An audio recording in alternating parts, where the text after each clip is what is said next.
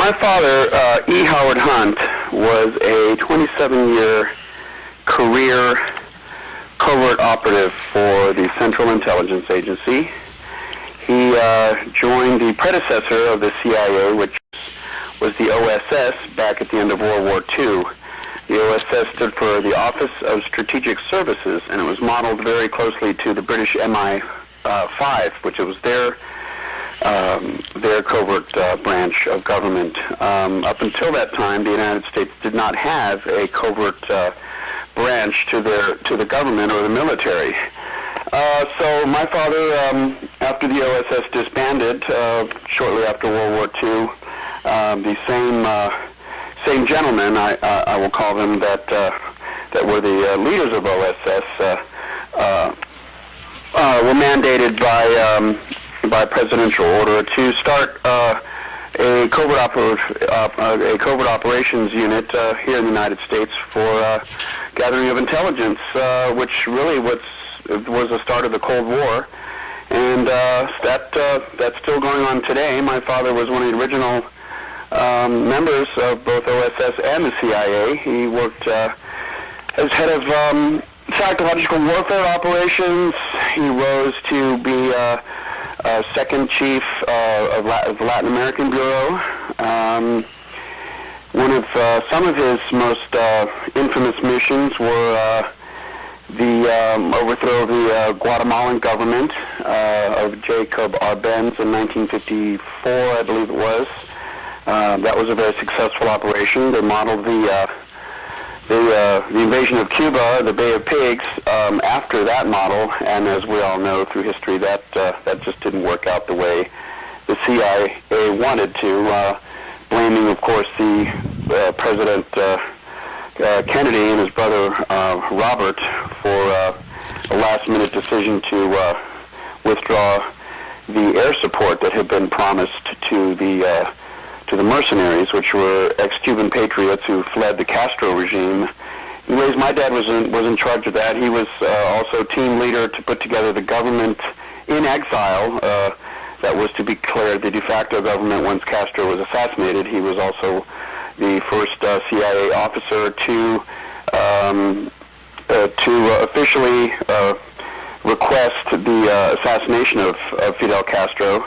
And so he was also one of the leaders of an off-the-shelf secret team called Operation 40, or sometimes referred to as Group 40. They were the Executive Action Committee, which then Vice President Nixon was the liaison between the Operation 40 group and the White House.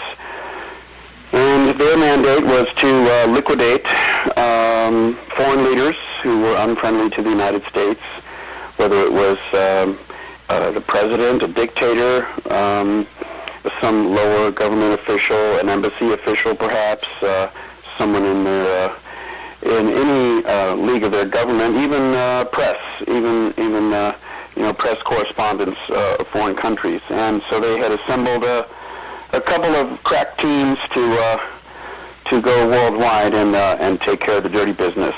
And in 1970, my father retired from the CIA and was then asked by President Nixon's chief counsel, Charles Colson, to head up a secret team in the White House, which became known as the Plumbers. My father and G. Gordon Liddy were the top operatives in this group, and they had a crew of men, some of whom were Bay of Pigs exile mercenaries, and some were ex-FBI, ex-ATF, people like that.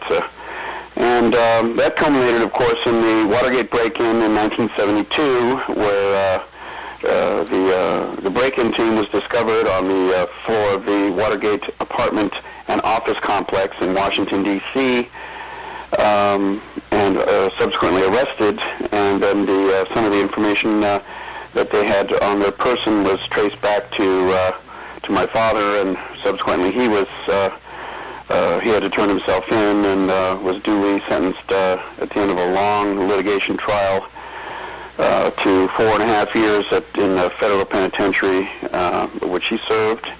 and that was basically the end of his covert career. But he was a man who really was the link, the thread, if I can use that term. He was the thread that linked almost the entire his generation's entire covert activities up until the Vietnam War.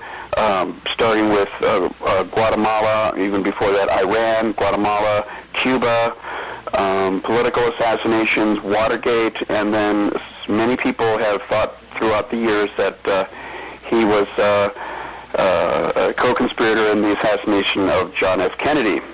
My father never admitted to that in his long career. He lived to be about 85, and was brought before two congressional committees, the Rockefeller and the Church Committee, in the 70s, to testify about his knowledge of any executive action, including the assassination of John F. Kennedy, which he claimed testified under oath that he had no knowledge, no prior knowledge, didn't know anybody that was connected to it, and just had no information to offer to the Senate or the Congress about it.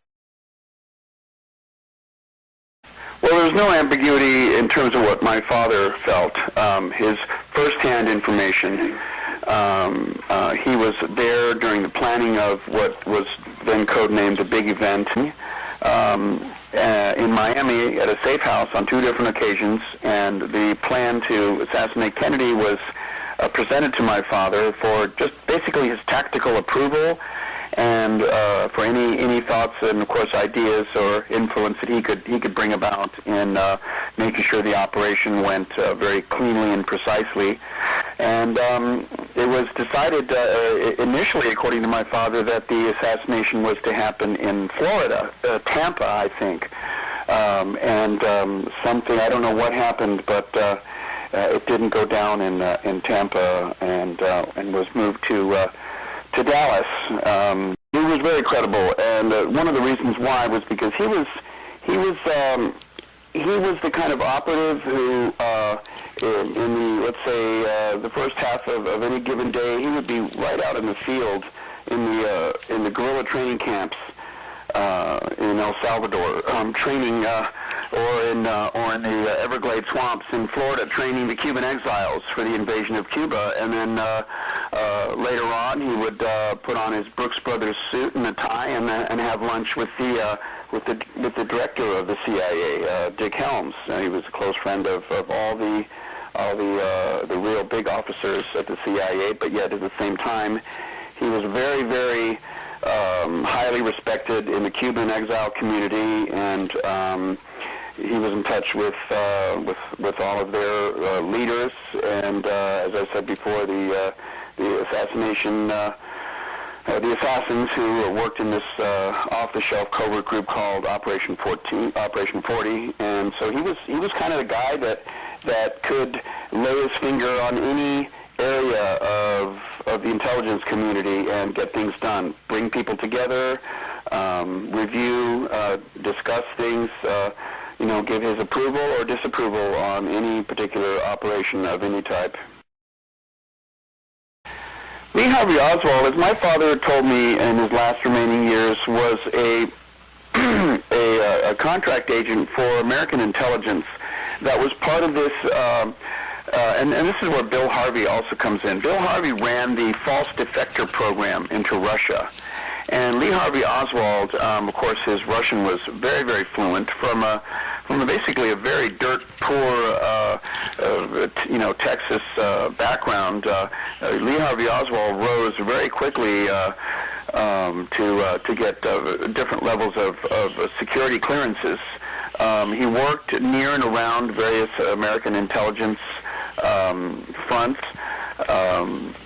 He had connections in New Orleans to their underworld, but more importantly, he was stationed in Atsugi at the same time my father was stationed in Japan.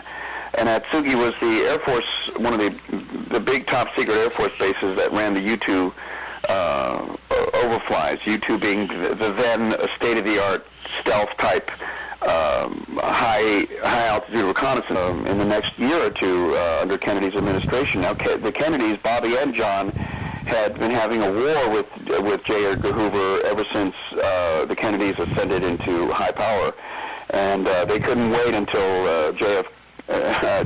Hoover was retired.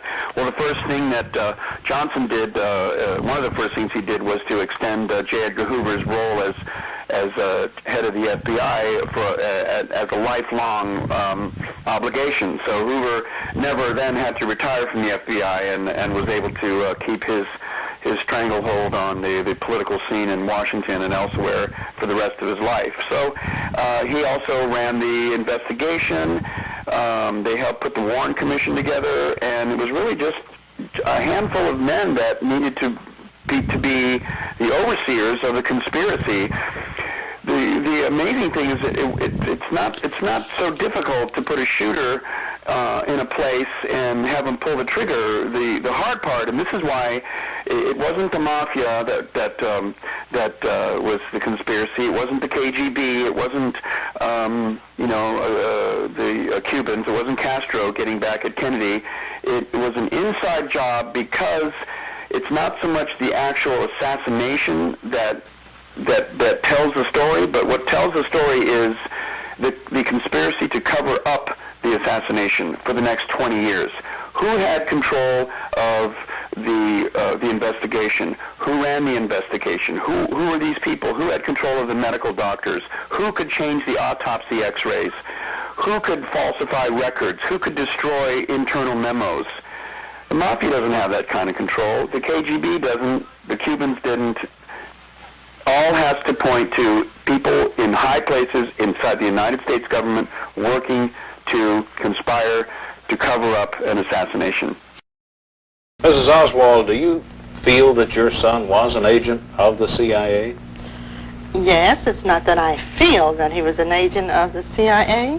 It's because I have so much correspondence with the State Department, plus the letters that Lee wrote to me from Russia, that indicates that he was an agent of our government, definitely. Did he ever intimate to you in any way that he was an agent of the government? No, and there again, this is Lee's disposition. He wouldn't tell a mother that he was working for the government. Possibly he might think that I might give the secret away. I'm under the impression that when you are a CIA or any undercover agent, then naturally you're a little secret about it.